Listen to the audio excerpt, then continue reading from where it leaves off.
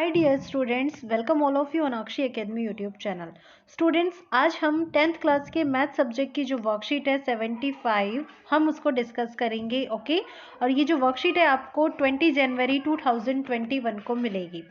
इस वर्कशीट में हमारे पास कॉन्सेप्ट क्या है, अंडरस्टैंडिंग क्वेश्चन पेपर। मतलब जो हम प्रीवियस वर्कशीट डिस्कस कर रहे थे जिसमें हम क्वेश्चन पेपर को समझ रहे थे, उसमें हमने पार्ट ए डिस्कस किया था।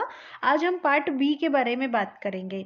स्टूडेंट्स, जो हमारा पार्ट बी होता है वो यहाँ पर 3 सेक्शंस में डिवाइड होता है। फर्स्ट सेक्शन जो होता है उसमें हमारे पास 2 मार्क्स के क्वेश्चन होते हैं और ये हमारे पास 6 होते हैं। क्लियर? तो टोटल मार्क्स हमें कितने मिले यहाँ से 12। और जो आपका सेकंड पार्ट होता है ये 3 मार्क्स के क्वेश्चंस होते हैं, जिसमें ये एक क्वेश्चन हमारे पास 3 मार्क्स का होता है। टोटल 7 क्वेश्चंस होते हैं, तो ये हमारा 21 मार्क्स का हो जाता है। एंड नेक्स्ट जो 5 मार्क्स के क्वेश्चन होते हैं वो हमारे पास 3 क्वेश्चंस होते हैं। सो उसके कॉन्सेप्ट पे 15 मार्क्स के हमारे पास यहाँ से मिल जाता है। सो ओवरऑल अगर हम देखें तो पार्ट बी हमारा 48 मार्क्स का है, लेकिन इसमें क्वेश्चंस कितने हैं 16। ये 3 जो मैंने सेक्शंस बताए थे आपको, ये 2 मार्क्स, 3 मार्क्स और 5 मार्क्स के हैं। Very short answer type question है, इनमें शॉर्ट आंसर टाइप है एंड लॉन्ग आंसर टाइप है। तो बच्चों, जो भी आपको पेपर अटेम्प्ट करना है ना, वो आपके टाइम लिमिट को ध्यान में रखते हुए करना है। जब आपके पास शॉर्ट आंसर्स हैं तो आपको शॉर्ट में लिखना है, उन पे बहुत ज़्यादा टाइम आपको यूज़ नहीं करना है, ठीक है। और जब आपके पास लॉन्ग आंसर टाइप्स क्वेश्चन आते हैं तो आपको क्या करना है, डिटेल में अपना आंसर जो है वो देना है। तो अब इस कॉन्सेप्ट के बेस पर यहाँ पर हमारे पास 2 मार्क्स, 3 मार्क्स और 5 मार्क्स, इन पर बेस्ड एक एक क्वेश्चन है। चलिए हम इनको एक एक करके यहाँ पे ट्राई कर लेते हैं। फर्स्ट क्वेश्चन है हमारे पास, find out if given triangles are similar, if yes then write the sequence of similarity. आपको बताना है कि ये जो ट्राइंगल से सिमिलर है या नहीं है। तो सबसे पहले हम ना यहाँ पे ट्राइंगल जो है DEF इसको देख लेते हैं। बच्चों, यहाँ पर आपके पास आपको 2 एंगल्स की वैल्यू गिवन है और आपके पास एंगल F नहीं है। तो आप क्या करते हैं, एंगल सम प्रॉपर्टी को यूज़ कर सकते हैं और इसमें से एंगल D और एंगल E को माइनस कर सकते हैं 180 डिग्री में से, तो आपको एंगल F की वैल्यू मिल जाएगी। क्लियर? एंगल D आपके पास 70 डिग्री है और एंगल E आपके पास 71 डिग्री है। सो आप यहाँ पे 180 डिग्री में से माइनस कर रहे हैं 141 डिग्री को, और आपको माइनस करने के बाद मिल रहा है 10 - 1 यानी कि 9 और 7 - 4 यानी कि 3, 39 डिग्री आपको मिल जाता है। सो कॉन्सेप्ट ये हुआ कि ये आपका एंगल 39 डिग्री का हो जाता है। तो बच्चों, आप यहाँ पे देखो, क्या एंगल R तो आपका 71 है ही और एंगल P आपके पास 39 डिग्री है। सो सिमिलर कॉन्सेप्ट को यूज़ करके आप यहाँ पे क्या कर सकते हैं, एंगल Q की वैल्यू कैलकुलेट कर सकते हैं। तो हम यहाँ पे एंगल Q को कैलकुलेट करते हैं। तो 180 डिग्री में से हम माइनस करेंगे किस किस को, 39 डिग्री और 71 डिग्री को। क्लियर? 39 डिग्री और 71 डिग्री को जब आप माइनस करते हो तो 180 डिग्री माइनस कितना आता है, 9 और 1 हो गया 10, फिर उसके बाद 7 और 3 10 और 1 कितना हो गया 11। तो 180 - 110 डिग्री यानी कि 70 डिग्री आपको मिला। तो ये वाला एंगल आपका 70 डिग्री आपको मिल जाता है। क्लियर बच्चा? अब आप देखो कि आपके पास सारे के सारे जो एंगल्स हैं वो इक्वल हैं। सो बोथ ट्राइंगल के अंदर आप जब कॉन्सेप्ट यूज़ करेंगे तो आप बोलेंगे in triangle DEF and triangle PQR we have angle D that is equal to 70 degree है और ये किसके इक्वल है, Q के। Okay, and angle E this is equal to 71 degree है एंड ये एंगल के इक्वल है। And angle F this is equal to 39 degree and this is equal to also angle P। So concept ये हुआ कि DEF और यहाँ से क्या QRP। सो जो हम यहाँ पे सीक्वेंस लेंगे वो क्या लेंगे, ट्राइंगल DEF के लिए लेंगे, ठीक है। और PQR नहीं लेंगे क्योंकि अब आप बता रहे हो सिमिलैरिटी कॉन्सेप्ट। तो सिमिलैरिटी कॉन्सेप्ट में आप यहाँ पे जैसे आपने DEF लिया तो आप क्या लेंगे, QRP लेंगे। So this is similar to triangle QRP। ये हमारा सीक्वेंस हो जाता है। क्लियर?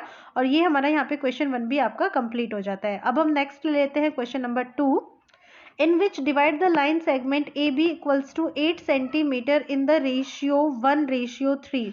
सो स्टूडेंट्स, हम सबसे पहले यहाँ पे क्या करते हैं, AB जो है वो ड्रॉ कर लेते हैं 8 सेंटीमीटर। क्लियर? ये आपका AB हो जाता है 8 सेंटीमीटर, स्टेप 1 भी हो जाता है। नेक्स्ट अब आप क्या करेंगे, एक्यूट एंगल जो है वो बनाएंगे। एक बार A पे बनाएंगे और सेम एंगल आप यहाँ पर B पर ड्रॉ कर लेंगे, ठीक है। अब जो आप यहाँ पे एंगल जो ड्रॉ करते हैं, अब हमें यहाँ पे इसको डिवाइड करना है 1:3 में। ओके, सो कॉन्सेप्ट देखिए 1:3, 1 आपके पास पहले है तो आप ना इक्वल पार्ट्स कीजिए, यहाँ पर तो 1 ले लीजिए पार्ट और सेकेंड टाइम में क्या है 3, तो बी वाले एक्यूट एंगल पर आप कितना लीजिए 3 जो है यहाँ पर ले लीजिए, इक्वल होने चाहिए ये सब के सब, आपके जो मार्किंग कर रहे हो ना इक्वल होनी चाहिए। तो यहाँ पे आपके पास इसको नेम दे दीजिए x और इसको नेम दे दीजिए y। अब कॉन्सेप्ट ये हुआ कि जो भी हमने मार्किंग की है हम इसको नेम देते हैं A1, ये B1 है हमारे पास, ये B2 है और यहाँ पे ये वाला जो है this is B3। Next time हमें क्या करना है A1 को B3 से मीट करा देना है। तो बच्चा आपको ये जो जिस पॉइंट पे करता है दिस इज AP। अगर आप AP की वैल्यू मेजर करते हो तो आपको 2 सेंटीमीटर मिलेगा एंड नेक्स्ट आप PB की वैल्यू मेजर करते हैं तो आपको 6 सेंटीमीटर मिलेगा। Clear? If we want to check the ratio कि ये सही भी है या नहीं, सो हम यहाँ पर 2 और 6 का रेशियो ले लेते हैं। 2 1 जा 2, 2 3 जा 6। तो आप यहाँ पर देख पा रहे हैं आपको AP रेशियो PB मिल जाता है किसके इक्वल 1:3 के, विच इज़ रिक्वायर्ड रेशियो। सो हमारा यहाँ पे क्वेश्चन 2 जो है वो कंप्लीट हो जाता है और एकदम करेक्ट भी है। नेक्स्ट अब हम यहाँ पे कॉन्सेप्ट ले लेते हैं क्वेश्चन नंबर 3 का। सो क्वेश्चन नंबर 3 देख लीजिए। In the given figure MNOP is a square of side 14 centimetre. आप देख रहे हैं बेटा ये आपके पास 14 सेंटीमीटर साइड का एक स्क्वायर है और इसका नेम है हमारे पास MNOP। Clear? Find the area of the shaded reason. ये जो भी हमारे पास ये शेडेड रीजन है ना, हमें इसका एरिया यहाँ पे फाइंड आउट करना है। तो बच्चा शेडेड रीजन का एरिया फाइंड आउट करने के लिए हम यहाँ पे क्या करेंगे कि ये जो भी हमारे पास स्क्वायर है इस स्क्वायर का हम यहाँ पे एरिया कैलकुलेट करते हैं। ठीक है, और इसमें से ये जो आपके पास डिज़ाइन बना हुआ है ना इसके एरिया को हम यहाँ पे माइनस कर देंगे तो हमें रिक्वायर्ड एरिया मिल जाएगा। ओके, सो कॉन्सेप्ट ये हो जाता है हमारे पास area of the shaded region. Area of the shaded region क्या होगा बताइए? चलो मैं लिखती हूँ, आपने जो सोचा है आप देखिए कि क्या मैंने वैसा ही लिखा है। सो इस कॉन्सेप्ट में हम लेंगे एरिया ऑफ स्क्वायर और ये कौन सा MNOP, जिसमें से हम माइनस कर देंगे ये जो भी हमारे पास डिज़ाइन है इसको, इसके एरिया को हम यहाँ पे माइनस कर देंगे। क्लियर बच्चा? अब ये जो आपके पास डिज़ाइन है आप इसमें देखना चाहेंगे कि किस किस की आपके पास शेप है। तो आप देखो ज़रा ध्यान से कि ऐसे अगर हमने मीट करा दिया तो ये हमारे पास ना एक स्मॉल जो है वो सर्कल जो है हमें मिल जाता है। यहाँ से देखो ये मिल जाता है ना आपको, स्मॉल सर्कल जो है वो सॉरी स्क्वायर मिल जाता है। आप इसको नेम दे सकते हो, यहाँ पे मैंने इसको नेम दिया ABC और D। क्लियर? तो ये जो भी आपके पास डिज़ाइन है इसमें क्या है 4 तो हमारे पास यहाँ पे सेमी सर्कल बने हुए हैं 1 2 3 4 और ये हमारे पास यहाँ पे एक स्क्वायर बना हुआ है। तो जब भी हम डिज़ाइन का एरिया कैलकुलेट करेंगे तो हम इन सबको भी कॉन्सेप्ट को भी यहाँ पर कंसिडर करेंगे। तो फाइनली जो फॉर्मूला है वो कन्वर्ट हो जाता है हमारे पास किसमें, area of square MNOP in which we have to minus area of design। Okay, और एरिया ऑफ डिज़ाइन में हमारे पास यहाँ पे 4 सेमी सर्कल हैं, एरिया ऑफ सेमी सर्कल्स और एक छोटू सा बहुत प्यारा सा हमारे पास क्या है एक स्क्वायर भी है। ओके, जिसको हमने क्या नेम दिया है ABCD, area of ABCD square. तो अब हमें इन सब की वैल्यू कैलकुलेट करनी है। तो चलिए हम स्टार्ट करते हैं। सबसे पहले ना हम एरिया देखते हैं किसका, स्क्वायर MNOP का, मतलब MNOP जो भी है। सो कॉन्सेप्ट स्टार्ट कर रहे हैं। तो बच्चा एरिया जो भी आप लेंगे MNOP का, इसमें क्या फॉर्मूला होता है साइड स्क्वायर। क्लियर? तो साइड हमारे पास कितनी है 14, सो 14 का आप स्क्वायर कर दीजिए। 14 का स्क्वायर आपको कितना मिलेगा, this is equal to 196 centimetre square. तो आपको ये फर्स्ट पॉइंट मिल गया। क्लियर? जो भी आपका इक्वेशन 1 है आप इसमें इसकी वैल्यू अप्लाई कर सकते हैं। नेक्स्ट अब हम सेमी सर्कल की बात करते हैं।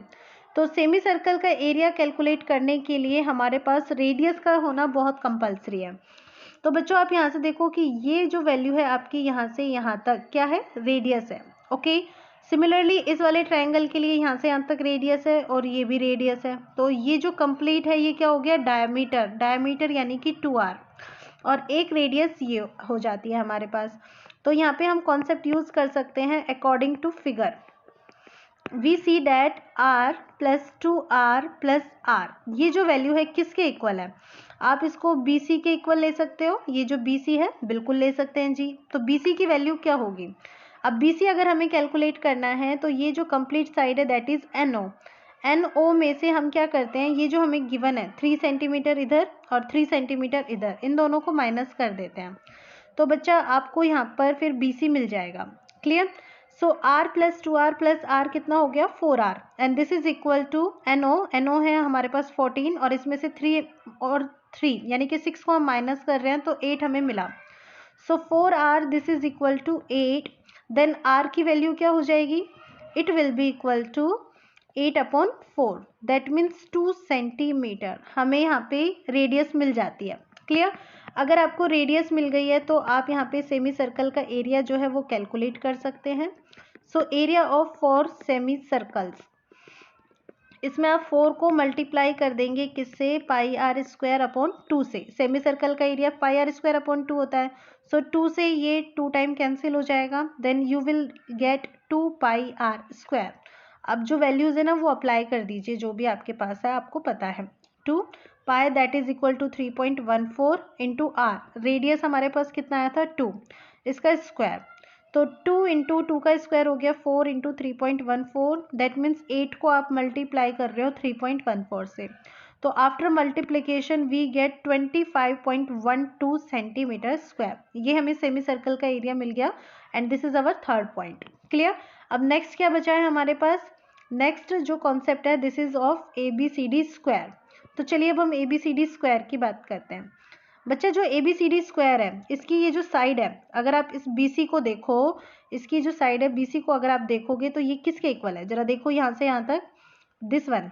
ये आप देख रहे हो कि ये आपके सेमी सर्कल के डायामीटर के इक्वल है। देख पा रहे हैं ना आप? यहाँ से यहाँ तक डायामीटर के इक्वल है। So side is equal to diameter. तो ये वाला कॉन्सेप्ट हम यहाँ पर यूज कर सकते हैं। क्लियर? सो नेक्स्ट हम यहाँ लिखेंगे 4ABCD square, side is equal to diameter. तो बच्चे डायामीटर हमारे पास क्या होता है? 2R, और रेडियस कितनी थी? 2, सो 2 इंटू 2, और 2 इंटू 2 हमें कितना मिलेगा? 4 मिल जाएगा। ठीक है, तो हमारे पास साइड कितनी आ जाती है? 4 सेंटीमीटर। तो इसका एरिया हमारे पास कितना हो जाएगा? Area of ABCD square, this will be equal to side square that means 4 square, और ये आपके पास आएगा 16 सेंटीमीटर स्क्वायर।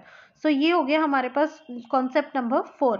अब हम क्या करते हैं, जो भी हमारे पास ये वैल्यूज आती है इक्वेशन नंबर 2nd, 3rd और 4th, इनकी जो भी वैल्यूज हमारे पास यहाँ पे आती है, हम इन तीनों वैल्यूज को क्या करते हैं, इक्वेशन नंबर 1 जो है इसमें अप्लाई कर देते हैं, तो हमें शेडेड रीजन का एरिया मिल जाएगा। ओके, तो चलिए अब हम यहाँ पे सबकी वैल्यूज जो है वो अप्लाई कर देते हैं। So we will write here area of shaded region. This will be equal to area of MNOP that is 196 minus area of 4 semicircle, और ये हमें मिला 25.12, and area of ABCD square that is 16. 196 minus 16 आपको मिलता है 180, और इसमें से 25.12 को माइनस कर दीजिए। After subtraction you will get 154.88 centimetre square. तो स्टूडेंट्स ये आपका कॉन्सेप्ट हो जाता है और ये आपका क्वेश्चन है, ये भी कंप्लीट होता है। बच्चों अगर आपको ये वर्कशीट अच्छी लग रही हो, अच्छे से समझ में आ रही हो, तो आप प्लीज़ अपने फ्रेंड्स के साथ भी शेयर कीजिएगा और चैनल को सब्सक्राइब भी कीजिएगा। लाइक और कमेंट कर देंगे तो बल्ले बल्ले हो जाएगी जी। Thank you so much for watching my channel.